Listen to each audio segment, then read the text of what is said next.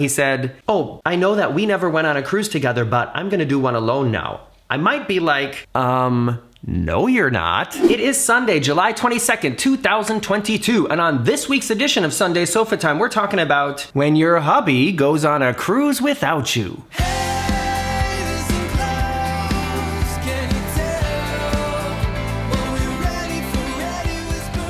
I just realized when I said that now that I think people could think that I'm speaking about myself in the third person, like from Markus's perspective, but actually, Markus is also going on a cruise without me. By the way, I'm just editing this together right now, and can we talk about the word hubby?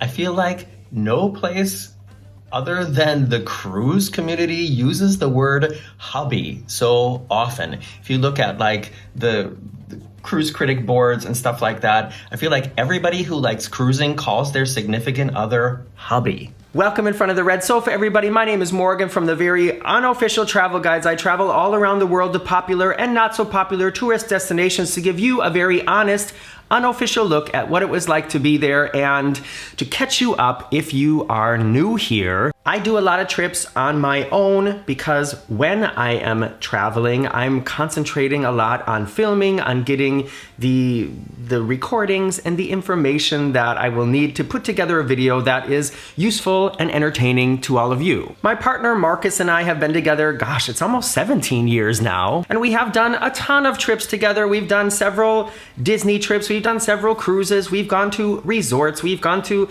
Minnesota, we've done a ton of stuff together, but I have done a lot more traveling than he does just for the YouTube. So the fact that I'm doing this river cruise next week without him is not really that different for us. However, what is a little bit different is Markus is gonna be on a cruise at the same time on a different ship. So I know some of our situation is not necessarily relatable just because of our job situation, but what I want to talk about today is not only what ship is Markus going to be on, but the advantages of traveling alone. And before we get into it, let me just remind you to check if you are still subscribed downstairs here under the video. YouTube unsubscribes people all the time. I don't know why. And every time I mention that, I get comments from people saying that they realized they were unsubscribed. Also, press the thumbs up. That's a great way to help, and it's completely free. And by the way, if you are watching me on Apple TV right now, I figured out how to do this. If you swipe up on the remote, do I have my Apple TV remote? No, I don't have it right here. You just need to swipe up with your thumb, and then this little thing pops up, and then you scroll over and you can press the thumbs up. And I always forget to do that when I'm watching my favorite channels on the TV. I forget that how easy it is to also give a thumbs up watching on the TV, so please don't forget to do that. When I travel alone, I am usually working. Like I said, I'm concentrating on putting together some great videos for all of you, and I go into it with a different mindset of somebody who's really just on vacation or on holiday, however you like to say it where you're from. But one of the huge advantages of traveling alone when you are on holiday or if you are working is just to have the freedom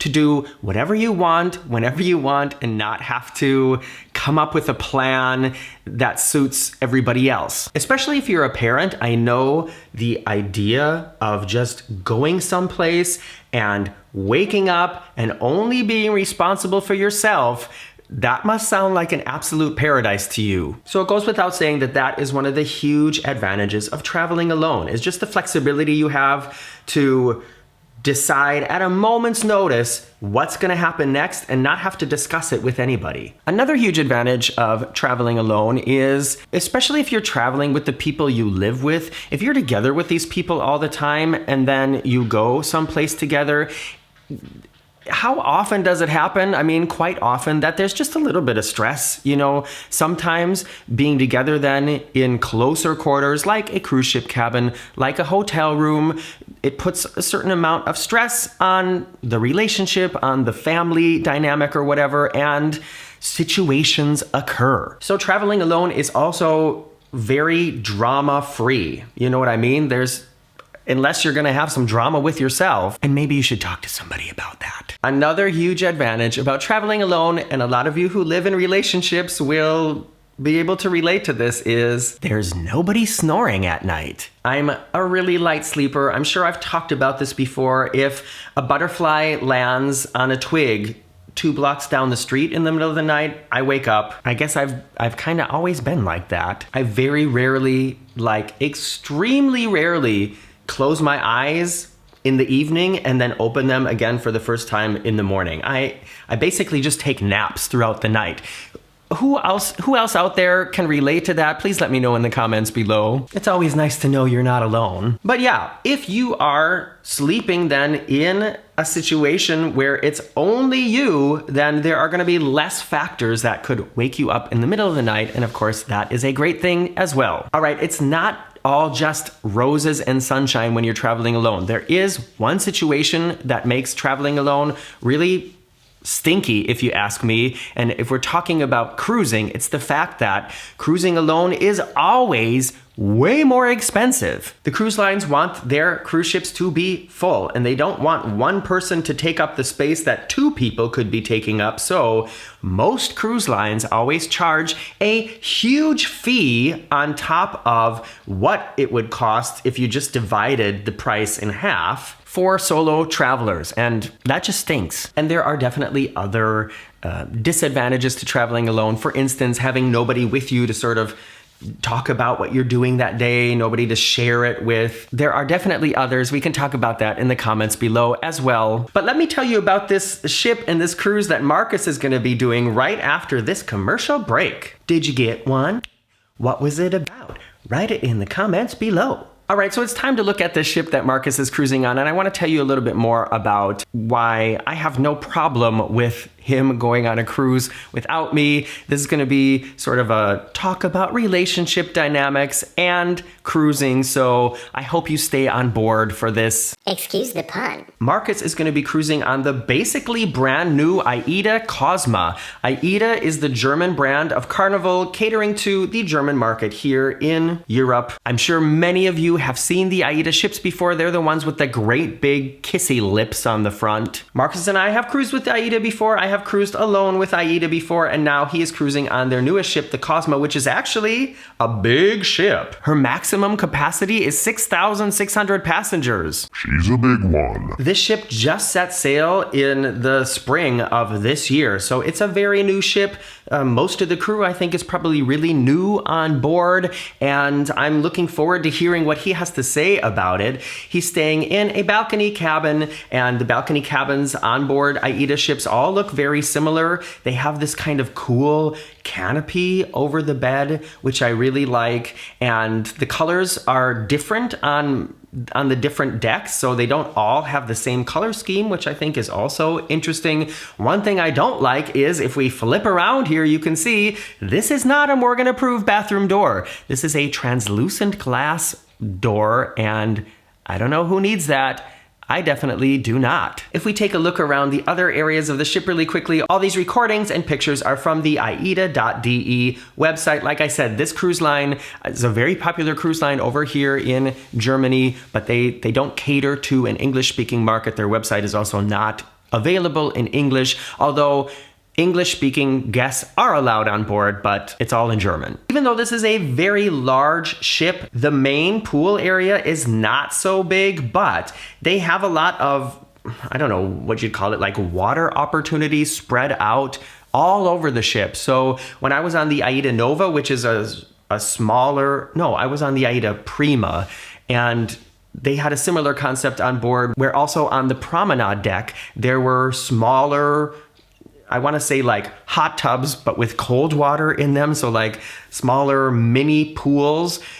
So everybody kind of has a chance to have a space to cool off in the water. And it's not like a traditional design where in the middle of the top deck is a large pool or pools. Another thing that makes a lot of the newer AIDA ships very original or stand out from others is this central theatrium concept. It is a theater almost in the round, right in the middle of the ship.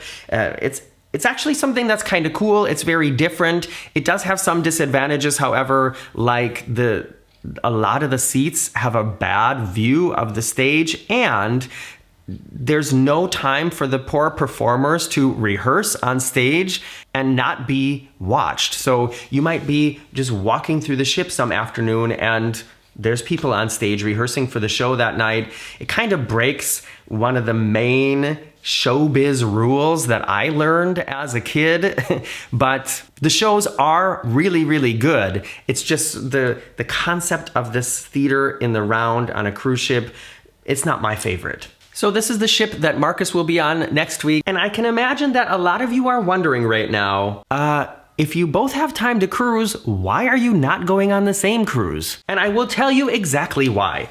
First of all, Markus is leaving on Monday to visit his family who have a house in Spain for the summer. It's really fabulous. I've been there before and I wanted to go this year, but I just can't. And one factor into that is I also just do not want to fly anywhere right now. I'm really sorry if hearing that is a bummer to all of you out there who are really itching to travel right now, but gosh, if you can avoid having to go through an airport right now, do yourself the favor. I wanted to do a river cruise because it's something different from my channel, it's something I haven't done in a while, and I can get to where it starts and ends on the train, which is a huge bonus for me. Markus is gonna be flying to Spain anyways, and he wanted to do an ocean cruise, so he looked for opportunities leaving from Spain, and he found this cruise leaving from Barcelona. It goes through the Mediterranean to ports that we've been to several times, including the world famous port of Civitavecchia. You know what I was just thinking?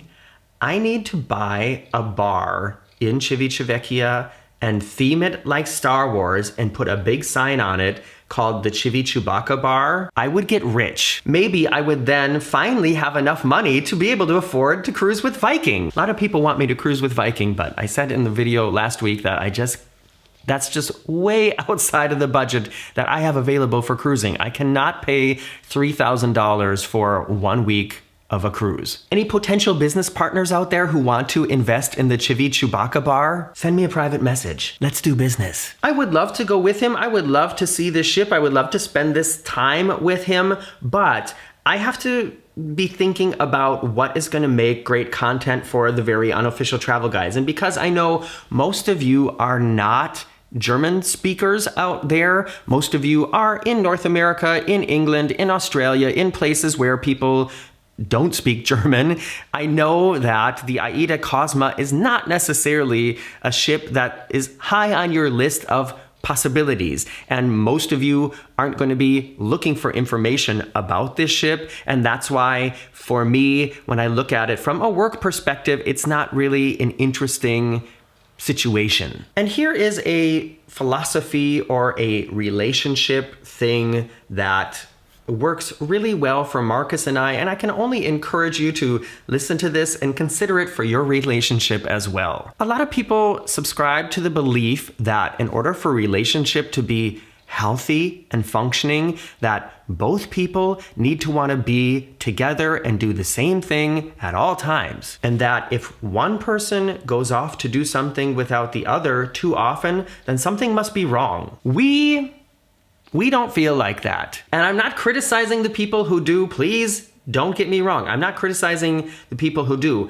We just realized, or let's say I realized, that in our relationship, expecting Markus to want to do everything that I want to do all the time, that just leads to stress. We are not the same person. We have a lot of the same interests, but that doesn't mean that we should have to be together and do everything together all the time. That just doesn't work for us. And releasing that expectation from our relationship, I don't know, maybe that's one of the reasons we've been together for 17 years. Now, it would be different if we hadn't been on so many cruises together, if I was like constantly trying to get Markus to go on a cruise and he was always saying, no, I don't want to go on a cruise. It's not something that interests me. And I was always having to go alone or with other friends. And then all of a sudden he said, oh, I know that we never went on a cruise together, but I'm going to do one alone now. I might be like, no, you're not. But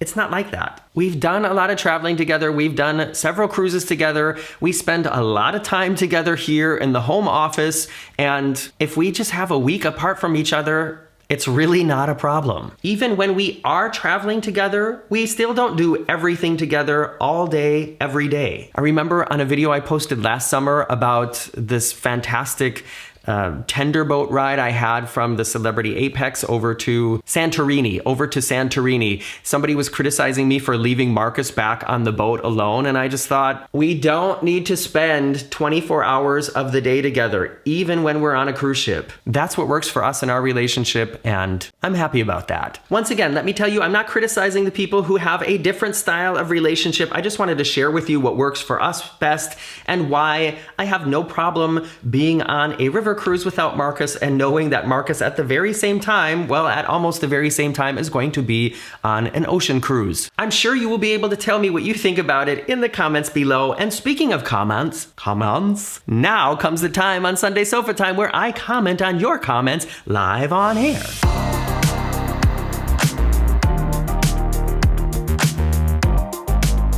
In last week's Sunday Sofa Time, I was still in the Amsterdam airport on my way home. I was in the middle of the airport chaos, and we discussed some of the people watching I was doing while traveling on that trip home to Minnesota. Airports are a fantastic place to do people watching, especially right now. And these comments are on that video. First one is from Philosophy. Philosophy writes, agreed. Some people, my husband, who will walk barefoot on the hotel carpet, airport, etc. It was almost a deal breaker for our relationship. Yeah, I mean, that's just another example of how we are different in the things that we like or don't like and do and don't do.